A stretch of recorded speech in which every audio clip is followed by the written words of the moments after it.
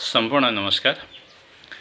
आज एउटा सानो भिडियो लिएर आएको छु। केबाट के ज्ञान सिक्नुपर्छ, कुन वस्तु अथवा कुन चिजबाट चाहिँ के ज्ञान सिक्नुपर्छ भनेर चाहिँ एउटा भिडियो लिएर आइरहेको छु। हजुरहरू कहाँबाट हेर्दै हुन्छ? यदि मलाई फलो गर्नुभएको छैन हजुरहरूले फलो गर्नु होला। हजुरहरूलाई फलो ब्याक दिँदै जाँदैछु। र धेरैजनाले मलाई गुरु हजुर कहाँबाट भन्नुहुन्छ। म विराटनगरबाट बोलिरहेको छु है।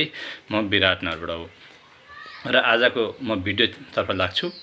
कुन चिजबाट के ज्ञान सिक्ने त भनेर हेर्दाखेरि हामीले पहिलो कुरा घडीबाट सिक्नुपर्छ। घडीबाट के सिक्नुपर्छ भन्दा समयको सदुपयोग गर्न घडीबाट सिक्नुपर्छ। त्यस्तै दोस्रो नम्बर छ समुद्रबाट के सिक्नुपर्छ त भन्दाखेरि हृदय जहिले पनि एकदम ठुलो र फराकिलो बनाउनु पर्छ भन्ने कुरा समुद्रबाट सिक्नुपर्छ। 3 नम्बरमा छ कमिलाबाट के सिक्नुपर्छ भने निरन्तर काम गरिरहनुपर्छ अनि मात्रै सफलता अथवा लक्ष्यमा पुग्न सकिन्छ भन्ने कुरा हामीले जहिले पनि कमिलाबाट सिक्नुपर्छ भनेको छ।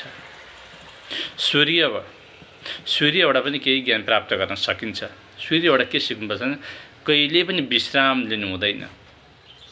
एकदम विश्राम नलिकन निरन्तर गरेको कामहरूलाई निरन्तर गरिरह्यो भने एक दिन लक्ष्यमा पुग्न सकिन्छ। कहिले हार खानु पर्दैन है भन्ने कुरा सूर्यबाट सिक्नुपर्छ।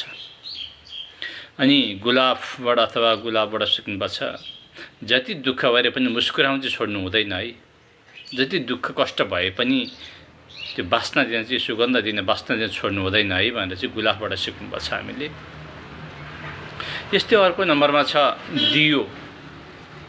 दियोबाट पनि हामीले केही ज्ञान लिइरहेका हुनुपर्छ, केही ज्ञान सिक्नुपर्छ भनेको छ।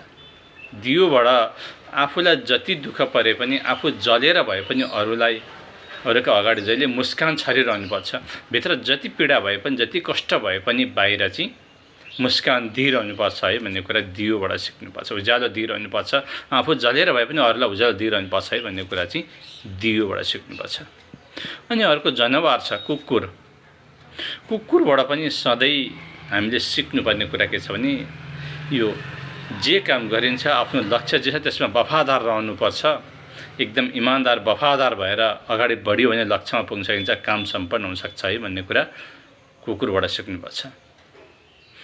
अब अर्को छ यो कागबाट के सिक्नुपर्छ हामीले एकदम बाठो बन्नुपर्छ, चतुर बन्नुपर्छ, समय सापेक्ष बनिदिनुपर्छ।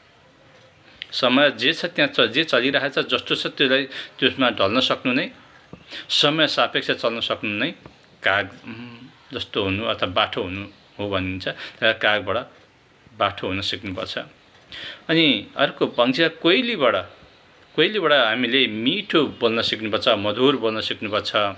सबैजनाका हृदयमा बस्न सक्ने खालको मिठो बोल्ने सुनिरहँ जस्तो बोल्न सिक्नुपर्छ हामीले। कोइलीबाट पनि यो कुरा सिकिन्छ।